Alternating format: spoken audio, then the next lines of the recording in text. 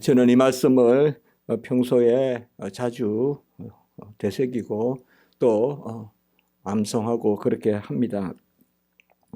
우리는 믿음이 없을지라도 주는 항상 믿으시니, 옛날에는 일양 믿으시니 그렇게 하셨습니다. 항상 일양, 옛날 성경에는 일양 믿으시니 자기를 부인하실 수 없으시리라.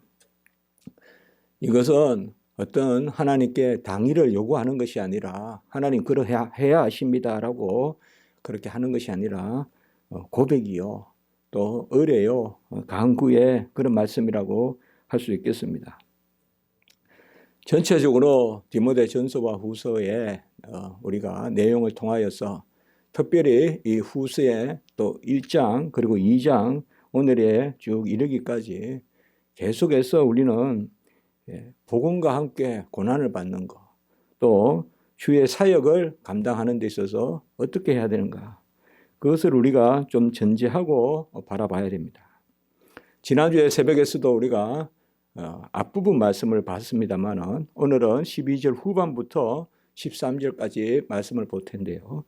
지난주에 12절 전반부에 참으면 왕노릇 한다, 이것도 여러 말씀에 대한 그런 적용이 가능하겠으나 특별히 목회를 하면서 참으면 왕노릇 한다, 말씀을 전하고 진리를 선포하고 참으면 왕노릇 한다, 이런 측면에서 참는다는 것은 그저 수동적인 그러한 것이 아니라, 그저 피하는 것이나 숨는 것이 아니라 담대히 전하고, 내가 메인바 되었으나 하나님의 말씀은 메이지 아니한다, 담대히 전하고 전하는 가운데 나는 메이나 복음의 말씀은 메이지 않는다.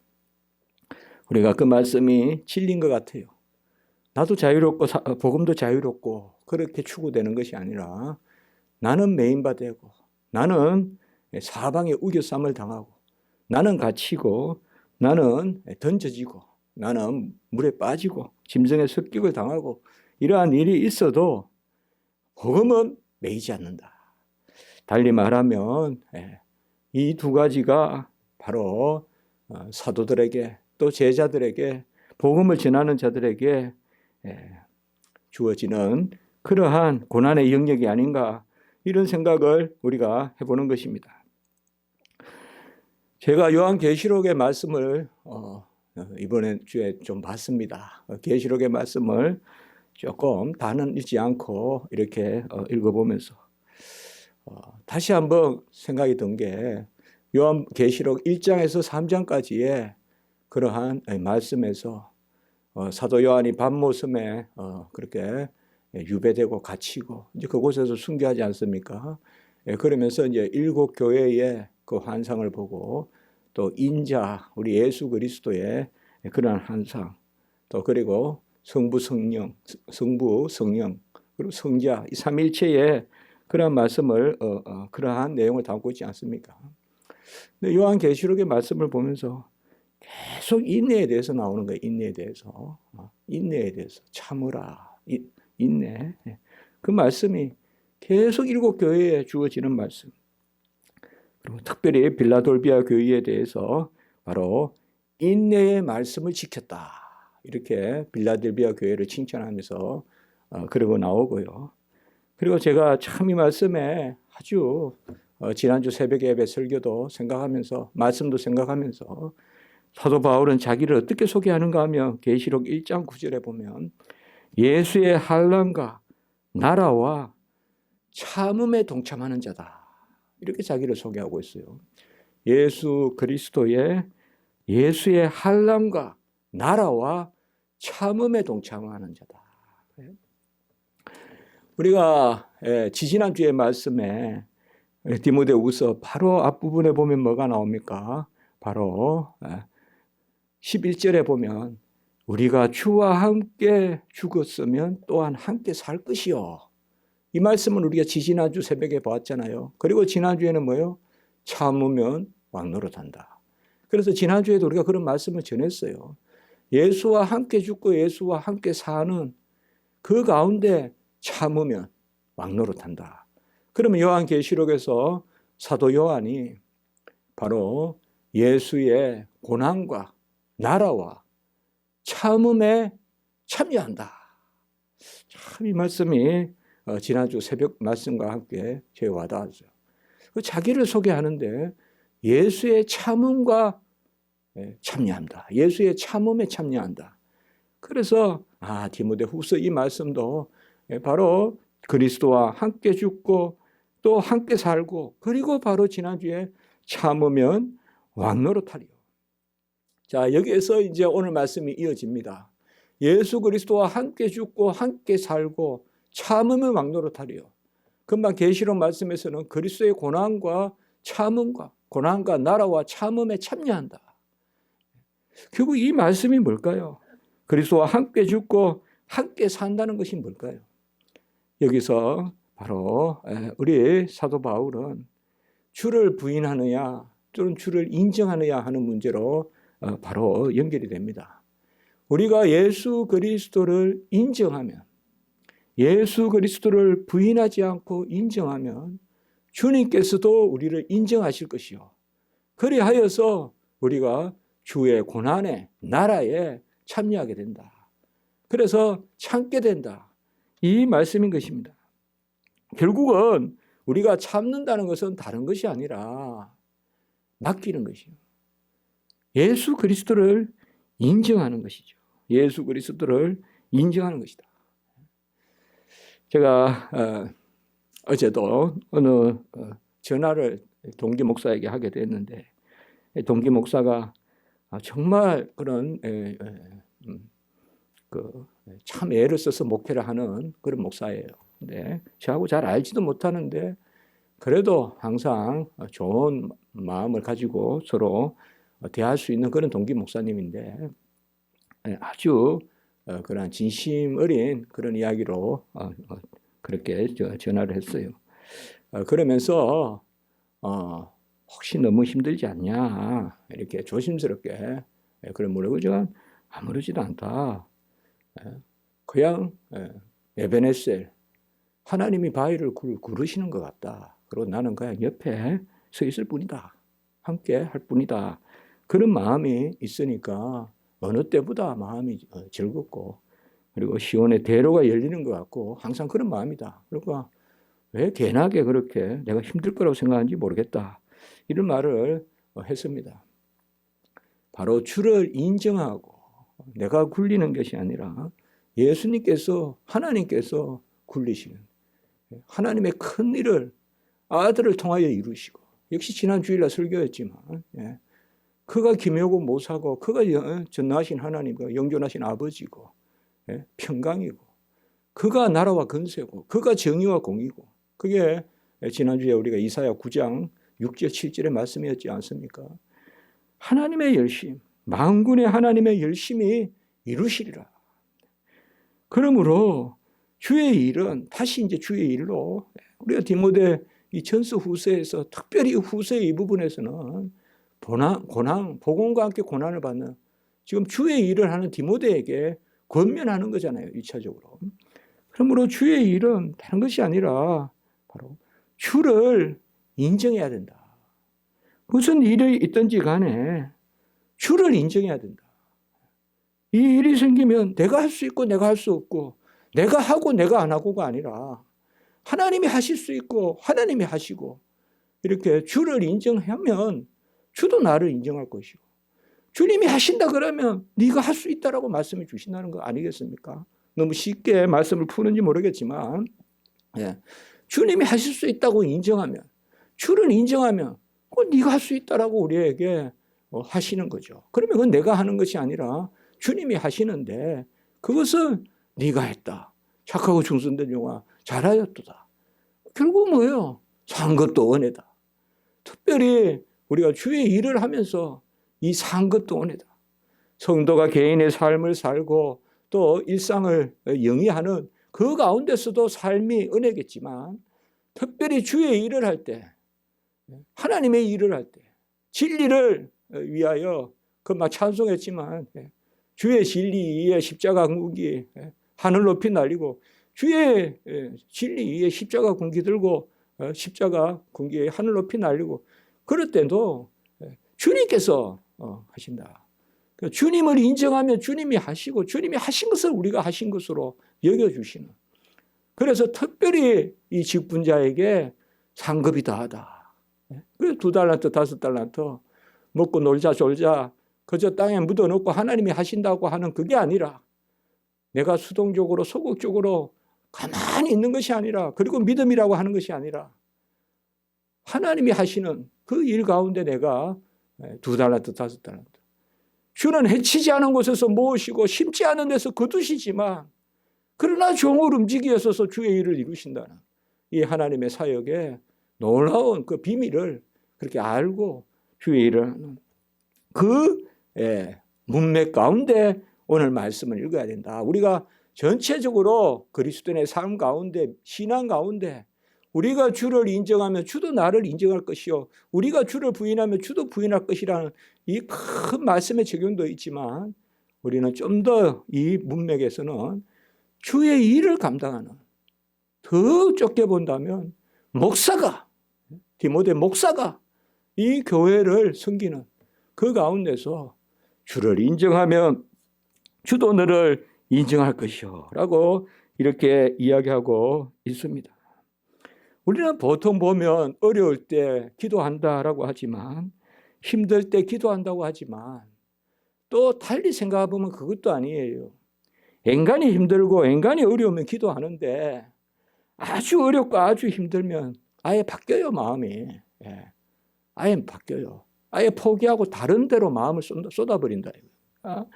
진짜 우리가 아주 어렵고 아주 힘들 때 아주 힘들면 하나님을 의지하기 쉽다고 생각할지 몰라도 인간이 아프면 기도하는데 아주 아프면 기도 안 할 수도 있어요. 그런 경우도 있어요. 그래서 사실상 우리가 주를 인정한다는 것 이것은 자연적으로 주어지는 것이 아니에요. 아주 칼로 찌르면 소리 지르듯이 자연적으로 주를 인정하는 것이 아니라 이것은 우리가 믿음의 영역, 그런 경건의 능력. 그래서 하나님께 우리가 적극적으로 붙들리고 기도하고 붙어 있어야 하지. 절대 우리가 더 힘들다고 자연히 기도하는 건 아니에요. 더 힘들다고 자연히 기도하는 건 아니에요. 어떨 때 보면 더 힘들면 먼저 주를 부인해요. 주님이 안 계신다고 생각해요. 주님이 안 계시니까 내가 이렇게 힘든 일이 생기지. 그러면서 끊어버린다 이 말이에요. 인간이 힘들면 주가 계시면서 내가 연단이다 이렇게 생각하는데 그렇게 될 수 있어요. 그러니까 대만은 나를 떠나서 세상으로 갔고 그 사도 바울이 그랬잖아요. 환난이 닥치니까 나를 떠나서 세상으로 갔고 그런 내가 말씀들을 볼 수가 있는 것입니다. 우리는 은연중에 우리 자신을 인정하는 이러한 고질적인 습관이 있습니다. 그래서 칼빈은 기독교 강요에서 자기애가 모든 그러한 병의 근원이다. 자기애. 급하면 자기를 사랑하고 급하면 자기의 능력을 사랑하고 그것을 자기애가 가장 큰 본질적인 병이다라고 그렇게 이야기하고 있습니다. 우리는 순간순간 우리 자신을 인정하는 이것은 거짓과 교만의 그러한 영역에 속한 것입니다. 우리가 우리를 인정한다는 것은 거짓이라는 것입니다. 우리가 우리를 인정하는 것은 진실하지 못하다는 것입니다.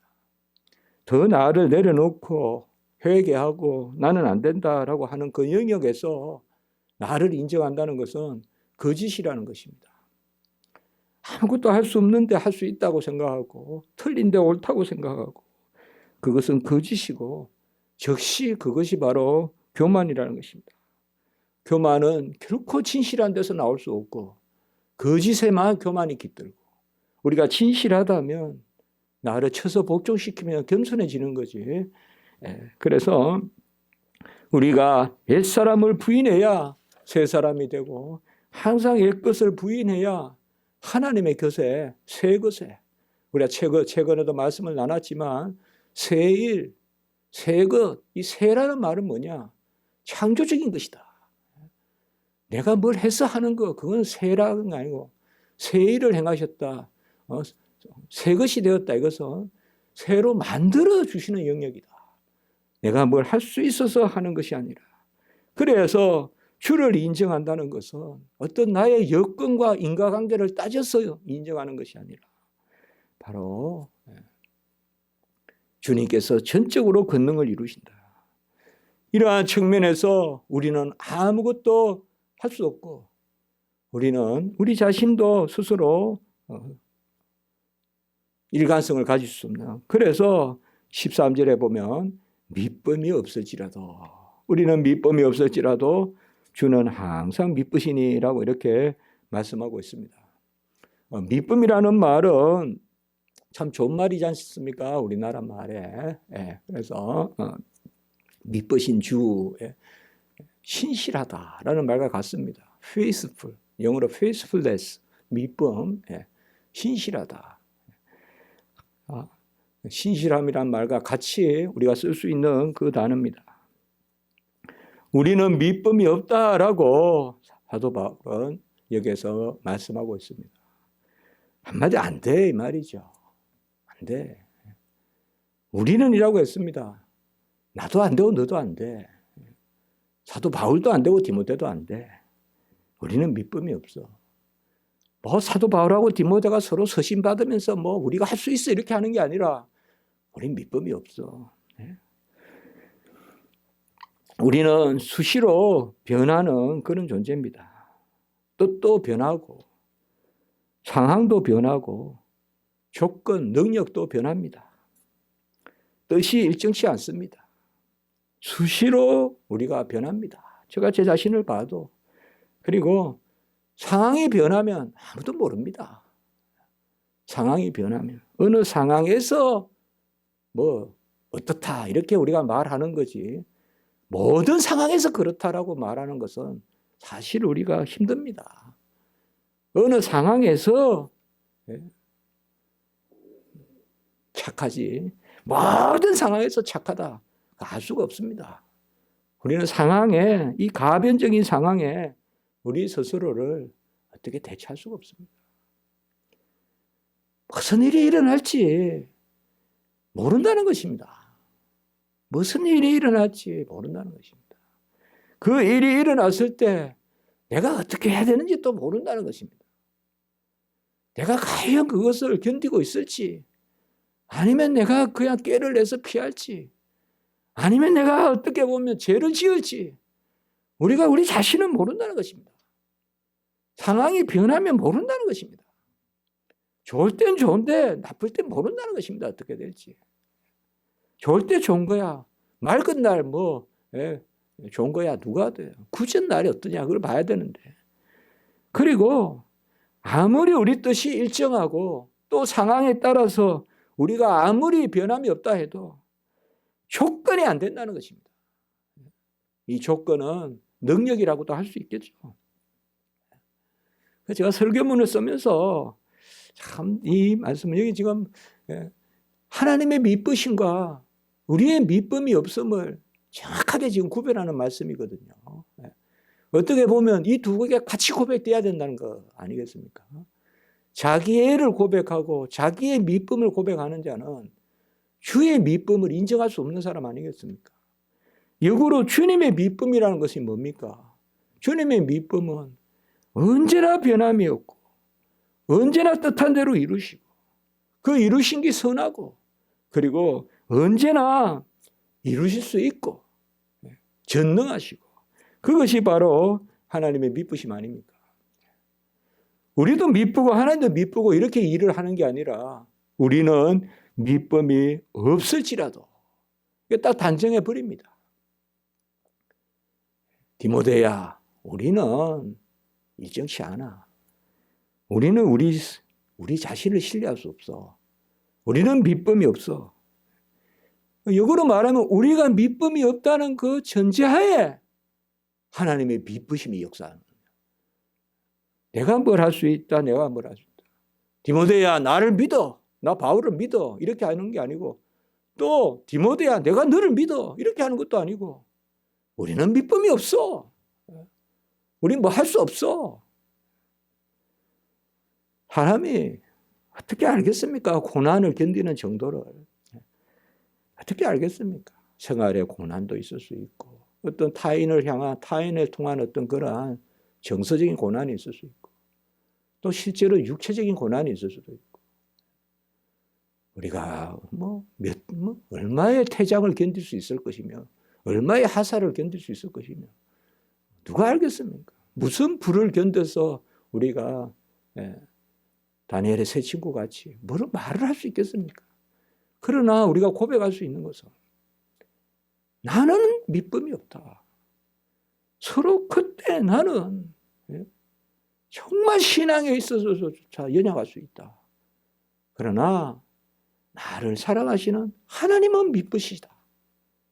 그 믿으심이 항상 믿으시다. 오늘 이제 주는 항상 믿으시니. 이까지만 말해도 될 텐데 아주 강한 말을 합니다. 자기를 부인하실 수 없으시리라. 하나님에 대해서 이런 말하면 잘 안 되잖아요, 우리가. 하나님 부인하면 안 돼요, 스스로. 이렇게 하면 안 되잖아요, 우리가. 하나님께 어떻게 감히 이런 말을 할 수가 있어요.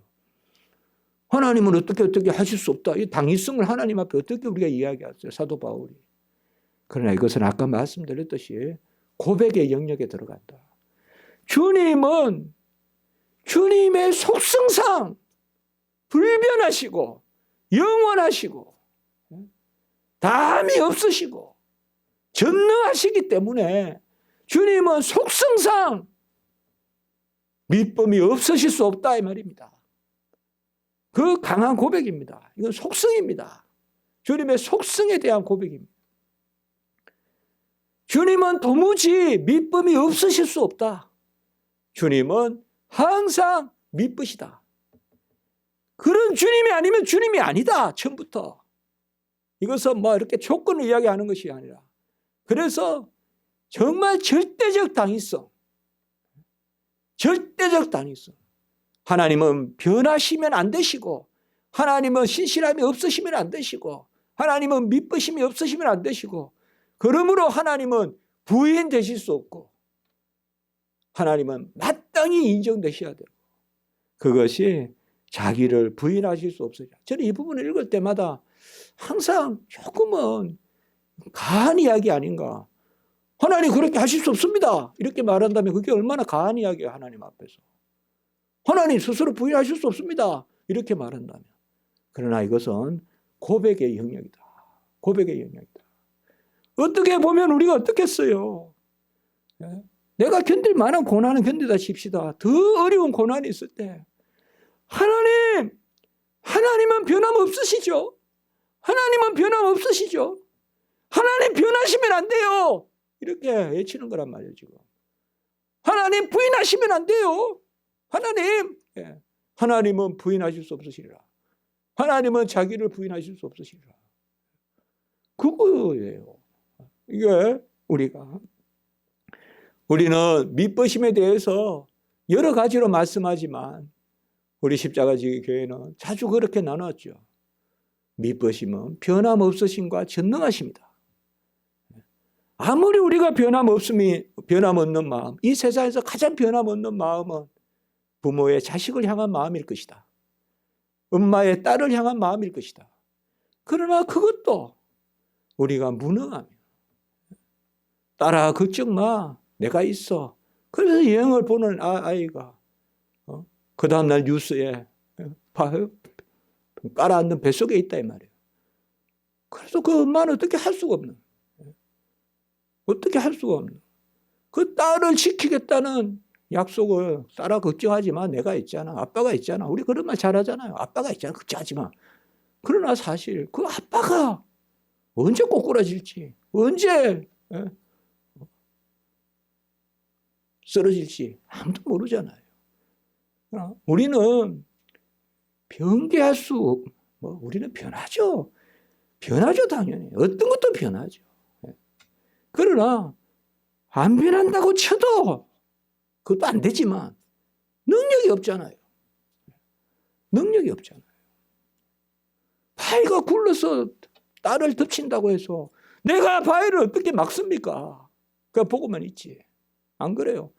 혹 내가 뛰어든다고 해도 어떻게 딸을 막습니까? 같이 죽지. 그래서 우리는 뭐예요? 믿음이 없다. 우리가 할 말은 아무것도 없다 이거죠. 사실상 내가 너를 지킨다, 내가 있잖아, 걱정 마, 해봐, 아무것도 할 말이 없다는 거죠. 우리는.